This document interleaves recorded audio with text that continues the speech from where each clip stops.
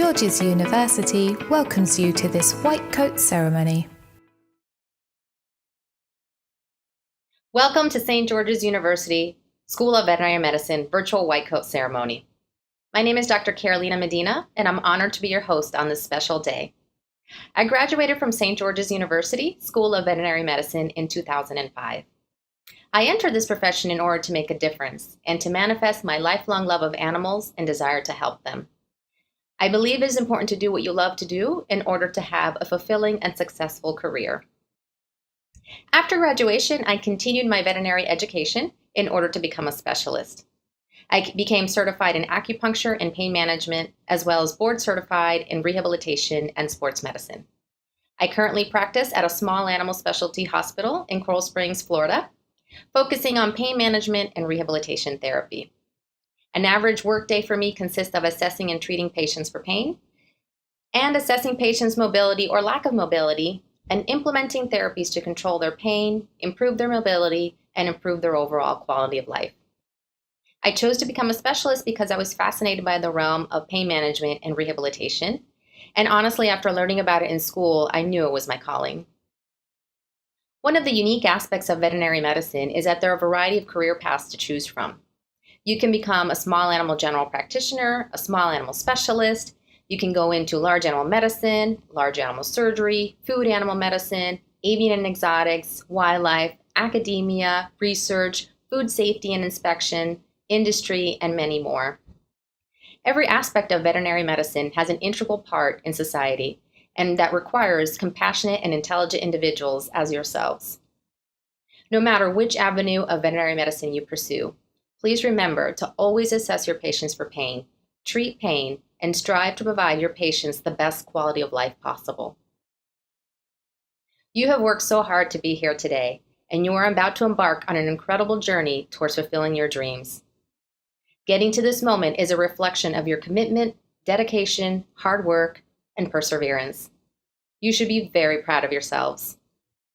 Please let me be the first to welcome you into our profession where there are endless opportunities. The truth is, it's going to be hard, harder than you expect, but the harder you work for something, the greater you'll feel when you achieve it. There'll be days where you'll feel overwhelmed, but keep your focus on your goal and you will overcome anything that comes your way. Remember to study hard, but also find a balance between life and school. Your brains will need time to rest and recharge in order for you to succeed to your maximum potential. Stay focused, seek help when you need it, and always remember why you started on this journey in the first place. Working with animals is rewarding and fulfilling, and as a veterinarian, you will have the ability to make an impact on the lives of animals and people, as well as service your community. St. George's University School of Veterinary Medicine accepted its first class in August of 1999 and has accepted 2 classes each year since then.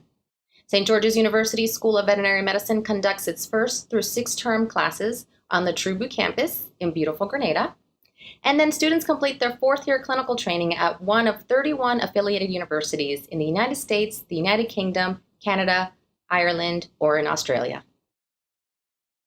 2005 marked another milestone for the School of Veterinary Medicine when the Society of Phi Zeta, which is the National Veterinary Honor Society established for veterinary faculty and students, installed its first international chapter at St. George's University.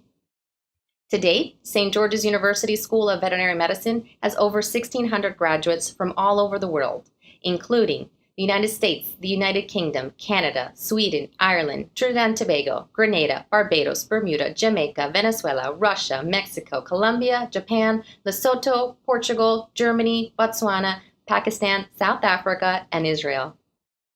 Currently, St. George's University School of Veterinary Medicine graduates are licensed to practice in 41 states in the United States, as well as in the UK, Canada, and Grenada. In September 2011, the American Veterinary Medical Association Council on Education announced its full accreditation of St. George's University School of Veterinary Medicine program for 7 years. The School of Veterinary Medicine continues to strive towards establishing leading-edge veterinary knowledge and technology, expanding its curriculum, and adding new state-of-the-art facilities such as laboratories and classrooms. I now take great pleasure in introducing Dr. Glenn Jacobs, Provost of St. George's University. Welcome. I am Dr. Glenn Jacobs, Provost at St. George's University, and I am very pleased that you could join us at this virtual white coat ceremony. I want to start by expressing how proud I am of how you have adapted to distance learning. You have been responsive and resilient during these times, which will contribute to your personal and professional success throughout your time at St. George's University and thereafter.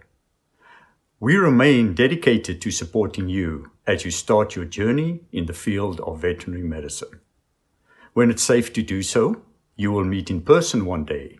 But for now, focus on how this pledge of commitment to your chosen lifelong profession brings you together as the veterinarians of the future.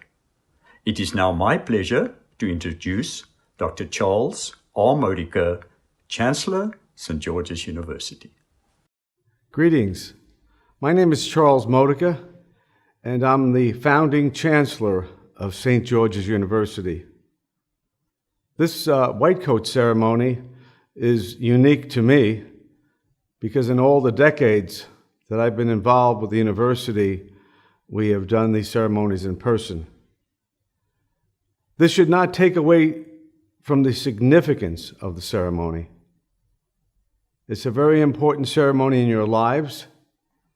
It's the beginning of the end of your education, hopefully. You don't have many more degrees you can go for at this point.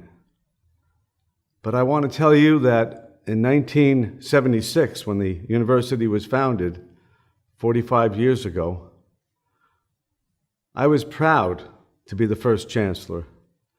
I was only 2 years older than the average age of the charter class. And at 29 years of age, I never had any doubt of the success of our university. And we did it because the charter class students, like you, were dedicated in what they wanted to achieve. They wanted to achieve it on their own, and whatever help the university gave them to do it, they welcomed. But they had to have that fire in them, and I believe you still do. It'll be difficult for you in the world of a pandemic to start, to be online, to do it in a different way.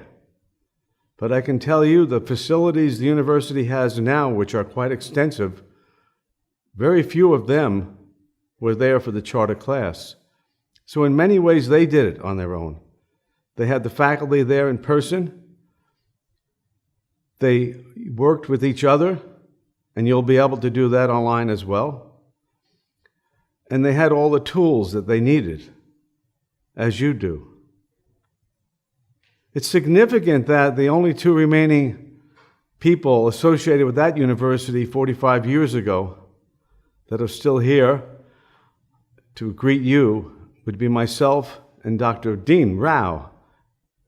And Dean Rao has been a very good friend of the university and my own friend, certainly for years now. And he's gone a long way to see the successes of all of the students that started at St. George's. He regularly communicates with them. We've had the sons and daughters of a lot of our earlier graduates go through the school now. And we realize that the significance of St. George's is the fact that you're able to do it with one another, with a dedicated faculty and administration that cares about you and your success. And I'm so proud that at the ceremonies that we've had since the charter class, that we've always had this inspiration with the students in the classes coming in, knowing that you can and will succeed. I'd like to introduce now the president of St. George's University, Dr. Richard Olds. Well, welcome to the virtual white coat ceremony for the School of Veterinary Medicine. As was mentioned in my introduction, I am Dr. Richard Olds, the president of St. George's University, but I am also a faculty member in both the School of Medicine and the School of Veterinary Medicine, so I look forward to interacting with you as students as well. Now, today, as we celebrate the white coat ceremony, it may be useful to think a bit about the history of the white coat ceremony. White coats were not historically universally associated with the health professions. It was really not until the middle of the 19th century, with the understanding of the germ theory of disease and the importance of sterilization, that white became synonymous with healthcare, as outfits were both bleached and were shown to be white in order that they were shown to be clean. The other influence also in the late 19th century was the influence of modern scientific method. If you will, the white coat is an evolution of the laboratory coat, showing the tight connection between the science of health and the practice of health. Now, the symbolism of a white coat, however, is a relatively new development, and white coat ceremonies have really only existed since the 1990s.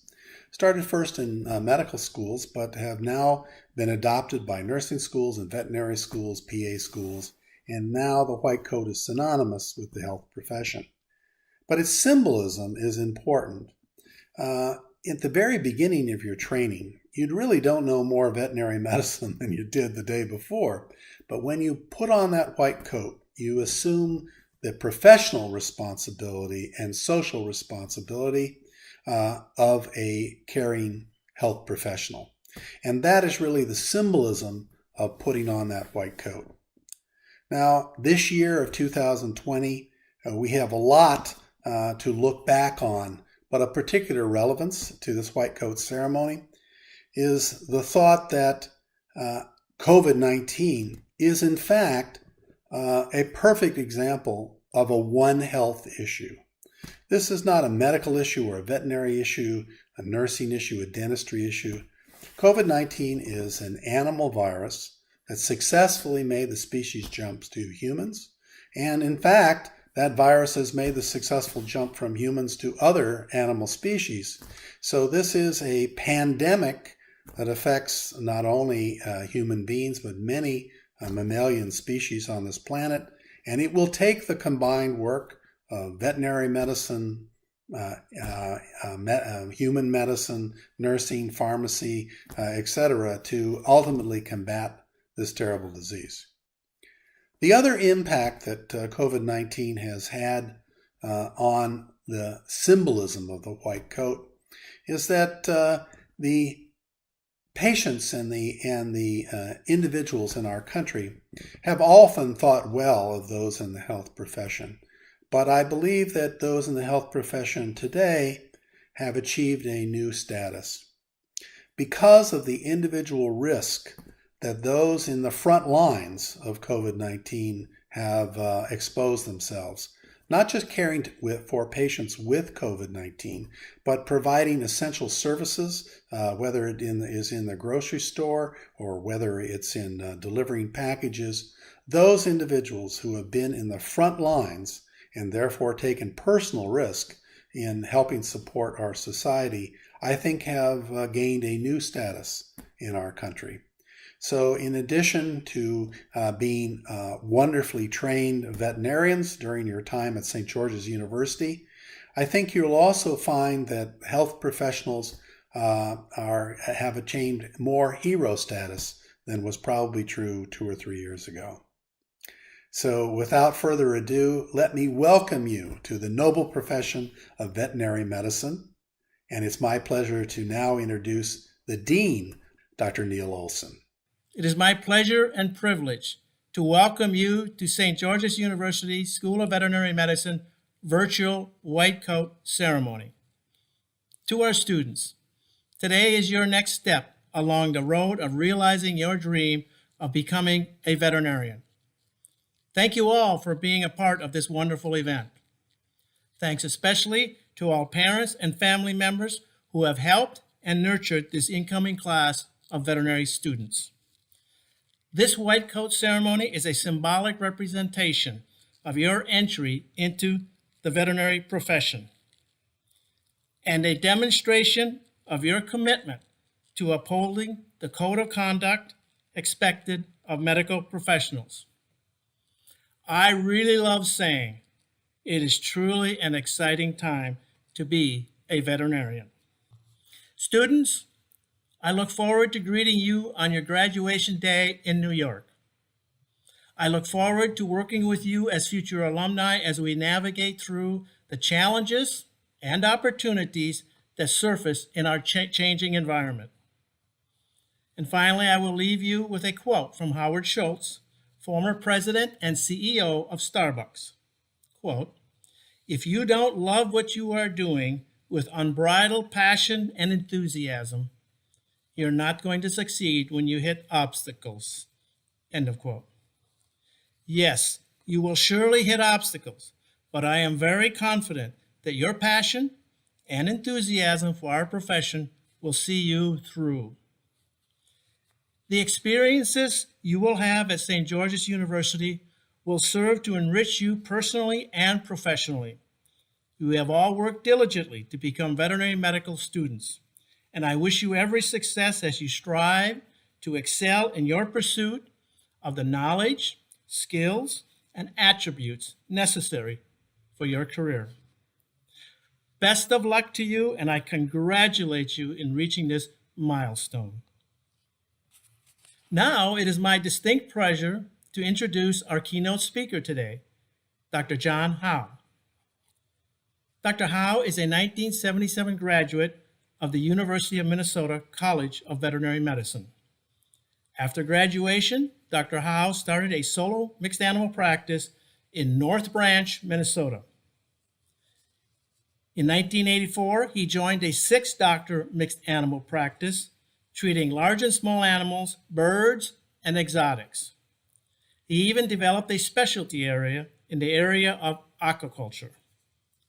Between 1992 and 1999, he served 2 governor-appointed terms on the Minnesota Board of Animal Health and was president of that board from 1996 to 1999.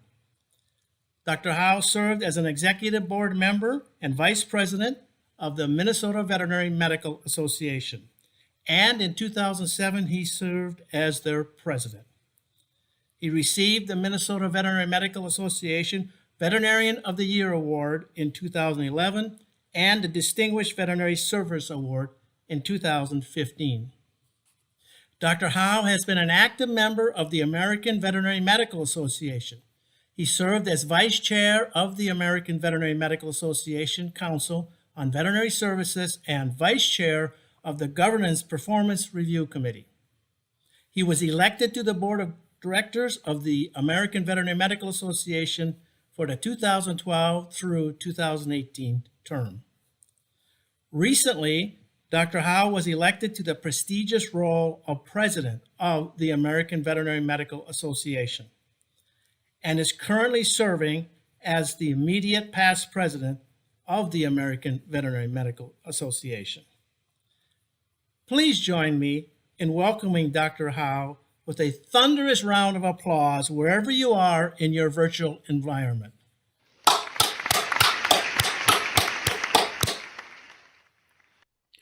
Good day, entering DVM students. And boy, is it great to speak with you, even if from a distance. It was way back in 1974 that as a DVM candidate at the University of Minnesota College of Veterinary Medicine, I sat just like you are today, anxious for this first year to begin. I wanted to celebrate with my family and my friends. You deserve to celebrate. You have achieved something fantastic at a very fine veterinary college, and you have a great deal more to look forward to. I congratulate you on your success, while knowing the challenges that are ahead for you. I recognize how hard you all have worked. I commend you on what you have achieved. I am excited about what lies ahead for each and every one of you. I ask that you all take a moment to reflect on those folks who have helped make this possible. First off, your parents, your family, and your friends. They have helped you through the hard times. They have been that shoulder to cry on. They have been that rock to lean on. They have been a listener, a supporter, a counselor, and a confidant. Next, the teachers, professors, and educators who have inspired you to reach this point in your life. They have imparted on you the knowledge necessary to reach your goals of becoming a doctor of veterinary medicine. They care about you. They celebrate your success. They have struggled when you have struggled. They are proud of you. We are all so very proud of you. Everyone, please join me in a celebratory round of applause for all that these fine students have done and all that you have done to help them along the way.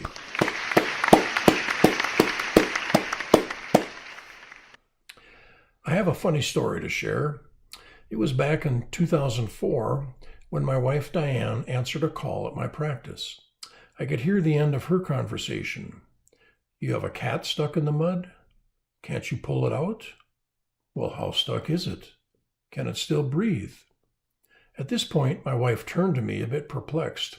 She said, "I don't know if this is a hoax or not, but I think you need to take this call." So I addressed the caller. "I understand you have a cat stuck in the mud?" "Yep." "Well, can't you just pull it out?" "No, that's why I'm calling you." I said, "Can it breathe?" "Yes." "Well, how deep is the mud?" "Pretty deep." "Well, just how large a cat is this?" "It's a D9 Caterpillar bulldozer. Isn't this North Country equipment?" "No, this is North Country Veterinary Clinic." Well, we had a good laugh. It might be chalked up to a simple wrong number, but that call still makes me laugh. It also taught both of us about the importance of good communication. You are joining the greatest profession in the world. I am confident that it was not the money that caused you to choose veterinary medicine. While it is very possible to make a generous income, and most do, we become veterinarians because we want to make a difference for animals, for people, for society. By getting to this point in your education, you've mastered one aspect, but there is still an art to what we do. What will determine your relative success will be your ability to build relationships with your clients, be they pet owners, horse or livestock owners, the public at large if you go into public practice. Whatever your career path, it's all about relationships. And perhaps most of all, it's about listening. There's a quote that I've heard attributed to many individuals that goes something like this: "Nobody cares how much you know until they know how much you care." This is particularly true in anything that involves an animal, as the human-animal bond is stronger than ever. The successful veterinary practices have figured this out. They don't look at their relationships with clients as a series of individual transactions, but rather a lifelong plan of care and good communication developed in partnership with the client. In my experience, success only came with focusing first on building relationships. We are the only doctors who serve patients who can't tell us what's wrong or what hurts. We rely on their owners for that, and these clients rely on us to listen and to understand. It boils down to just being nice. You will undoubtedly have many opportunities to possibly save human lives as well. You will develop expertise in zoonotic diagnoses and clinical pathology skills. You will be amazed at how many times you can put that to use. I would like to share some examples of experiences that I have had over the years. You will become experts at taking histories, which is key to good diagnostic skills. I had a longtime client come in with her granddaughter and a new kitten that she had recently purchased about 2 weeks earlier. As I was looking over the kitten, I noticed that my client and her granddaughter had several dime-sized red raised lesions around their face, neck, and arms. I asked her about it, and she said they had just been to their physician yesterday and were being treated for impetigo. Upon further exam of the kitten, I noticed a small, scabby area on the neck of the cat. She said the breeder had a lot of cats at that place. I said I wanted to take a scraping and do a culture for ringworm dermatophytosis. My technician came back a little while later and confirmed that it was ringworm. I told my client that she should inform her physician that her cat was diagnosed with ringworm and he may want to consider that possibility.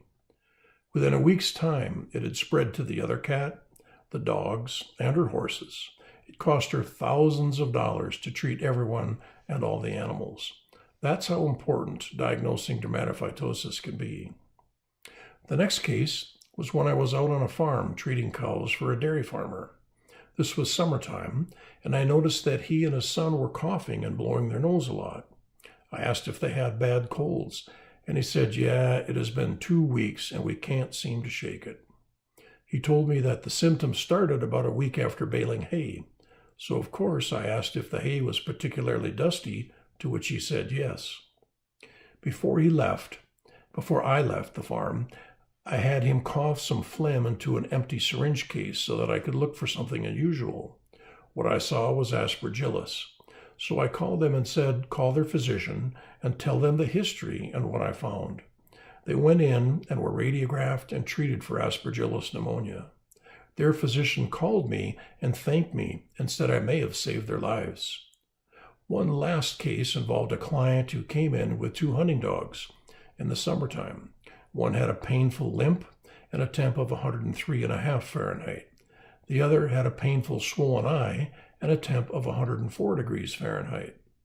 Now, I should tell you that I live in northern Minnesota, where we have some diseases that other areas don't have, such as Lyme disease, anaplasmosis, blastomycosis, ehrlichiosis, and so on.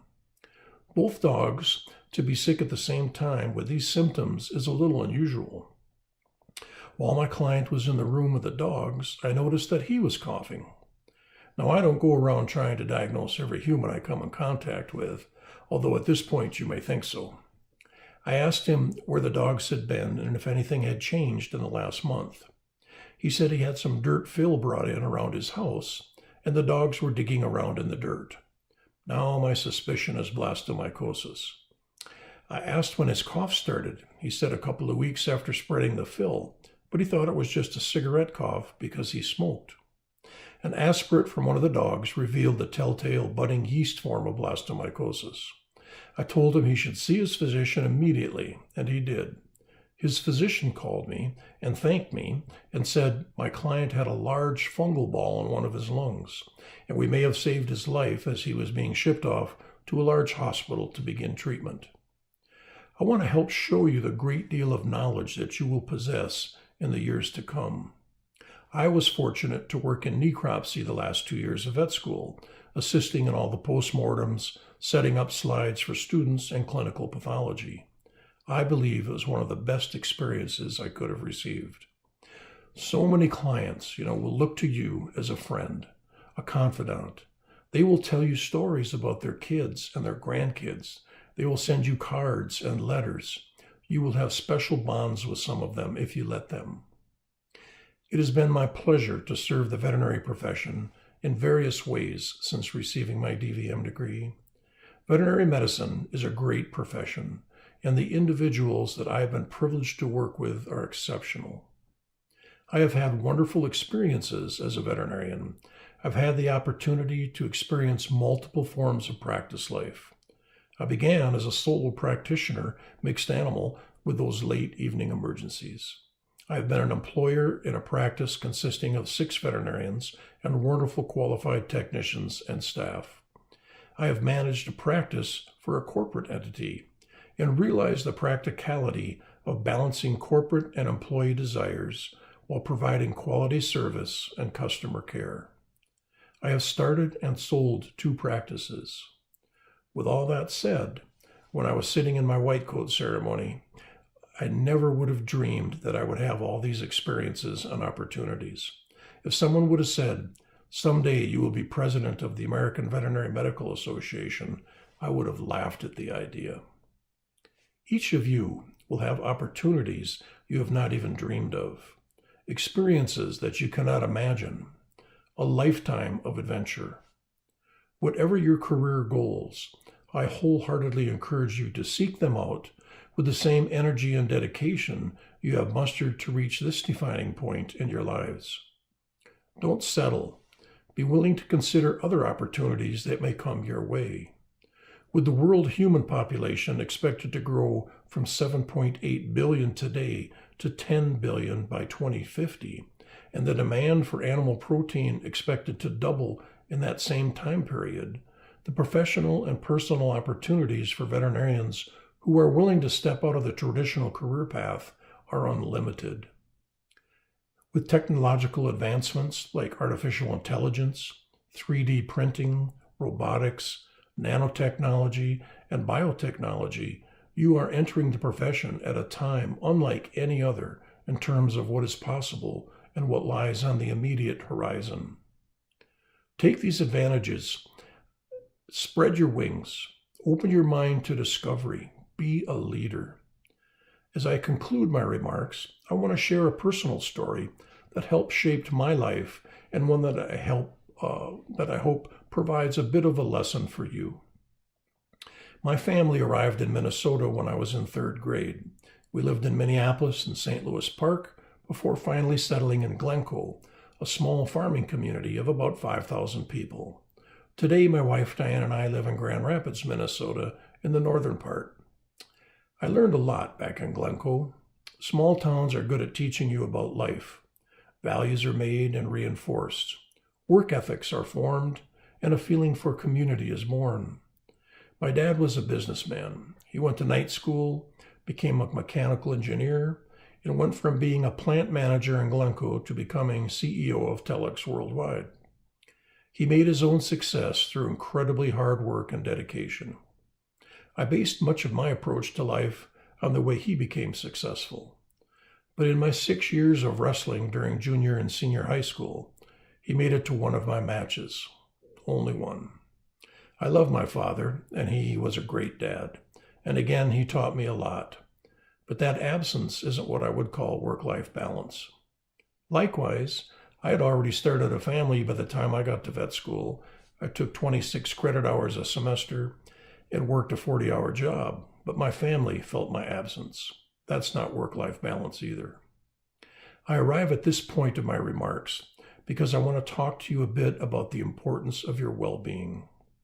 We all know it's an issue in the veterinary community, in both vet school and in the professional sector. Improving well-being is a shared responsibility that requires a committed effort by all members of our community, practice teams, business owners, veterinary colleges, organizations, and individuals all have important roles to play. The AVMA takes our role seriously. We are dedicated to improving well-being within the veterinary community and making veterinary medicine a stronger and healthier profession for all. I ask that you join us in this effort. We are a relatively small profession, but it is a profession deeply rooted in a calling to care. I leave you with a few words about service, not only to society and to those for whom you will take the veterinarian's oath to protect and treat, but to the greater good of the profession as well. Volunteer your time to do more to increase access to veterinary care. Join your student AVMA chapter and other groups here at St. George. When you enter the profession, join your local, state, and national veterinary associations to help them advocate for our collective interests. Your voice needs to be heard, because we all have a voice, and with the profession's voice is stronger with yours. Even that guy who dialed the wrong number asking for help with his bulldozer has a voice. Do all you can to help everybody pull their cat out of the mud. Thank you, and best of luck to you all. Thank you, Dr. Howe, for those inspiring words. Based on the recommendations made by the AVMA, St. George's University School of Veterinary Medicine introduced a professional attributes workshop called PAUSE. It is befitting that after completing this workshop, students are officially welcomed into the Veterinary Society. I now would like to introduce our white coat recipients. The white coat serves as a symbol of professionalism, and it symbolizes a student's entry into the veterinary profession and their commitment to uphold the duties and responsibilities of the profession.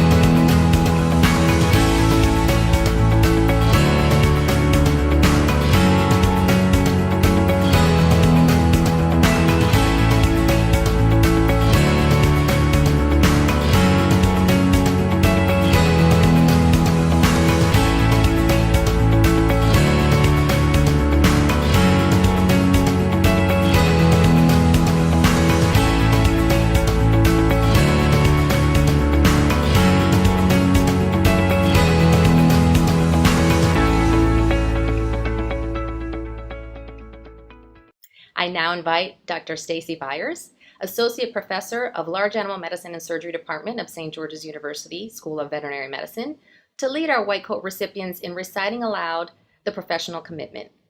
I also welcome any veterinarians that are viewing to join in. Hello, I'm Dr. Stacy Byers, and I'll be leading you through your professional commitment, so please read along with me. Being accepted into the profession of veterinary medicine, I solemnly swear to further my knowledge and skills for the benefit of society through the protection of animal health, the relief of animal suffering, the conservation of animal resources, the promotion of public health, and the advancement of medical knowledge. I will conduct my studies conscientiously, with dignity, and in keeping with the principles of veterinary medical ethics. I accept my responsibility to assist my colleagues to achieve our mutual goals. I acknowledge my obligation to adhere to the university's honor code and to conduct myself with integrity and in an ethical manner at all times. It is a privilege to have been given the opportunity to become a veterinarian. I will be ever conscious of that privilege and never abuse it. Congratulations to each of you, and I look forward to meeting you in the coming terms. Thank you for allowing me to participate. Thank you, Dr. Byers. On behalf of St. George's University, I would like to thank the students, families, faculty, staff, and administrators for your support and participation in this ceremony. I would also like to say a special thank you to our inspiring speakers, including Dr. John Howe, our keynote speaker, whose message was truly inspiring to us all. Thank you very much, and good luck to you, students. Thank you for joining us for this White Coat ceremony.